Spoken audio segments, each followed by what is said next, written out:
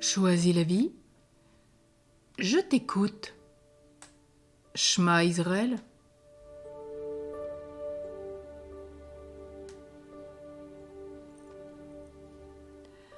Nous avons décidé de passer un moment ensemble pour mettre à plat nos difficultés de couple, les rancunes que nous accumulons l'un vis-à-vis de l'autre.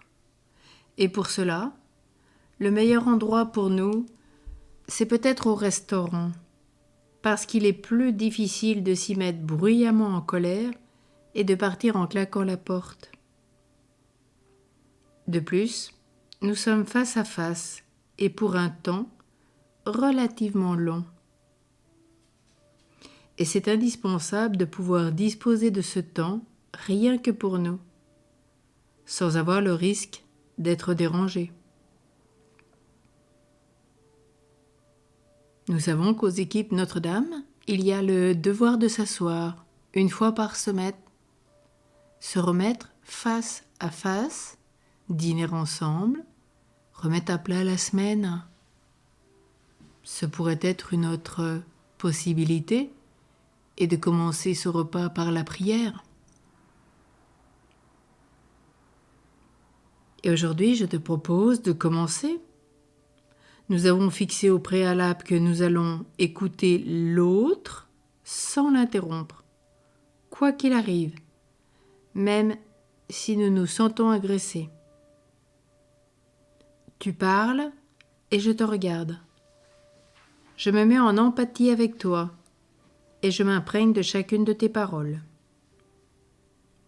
Je te manifeste que je t'écoute par mes mimiques, mon regard, des petits mots d'assentiment. Cela ne signifie pas que je suis d'accord avec tout ce que tu es en train de dire, surtout si je me suis mis en cause, mais seulement que je suis en ce moment pleinement avec toi. Je veux que tu te sentes entendu, ainsi tu pourras faire de même pour moi. Lorsque tu as fini de parler, tu me le dis. Et au lieu de réagir immédiatement à ce que j'ai perçu, je reformule ce que tu viens de me dire. Puis, je te propose de m'écouter à ton tour, jusqu'au bout. Rappelons-nous l'importance de cette écoute qui est le premier commandement de Dieu. Il commence bien par Shema Israël ou Shema Israël. Écoute Israël, le Seigneur ton Dieu. Il est l'unique, celui que tu aimeras tout ton cœur, toute ton âme, toute ta force. Voilà. Oui, ce premier commandement de Dieu, cette première grâce de Dieu commence par écoute. Écoute Dieu. Que te dit-il ? Pour cela, il te faut un silence intérieur et extérieur pour entendre la voix de Dieu. Il en est de même dans la règle de Saint Benoît. Vous savez que cette règle est composée de 73 chapitres et elle commence en disant « Écoute, ô mon fils, les préceptes du Maître, et prête l'oreille de ton cœur. » Vous avez reconnu les proverbes 1, 8 et 4, 20. Reçois volontiers l'enseignement d'un père plein de tendresse et mets-le en pratique afin que le labeur de l'obéissance te ramène à celui dont t'avait éloigné la lâcheté de la désobéissance. À toi donc s'adresse maintenant ma parole, qui que tu sois, qui renonce à tes propres volontés, pour combattre sous le vrai roi, le Seigneur Christ.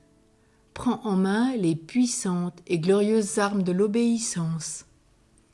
Vous avez donc reconnu le prologue de Saint Benoît qui permet de rappeler cette écoute, ce Shema, ce premier commandement, les préceptes du Maître, Proverbe 1, 8, prête l'oreille de ton cœur, Proverbe 4, 20.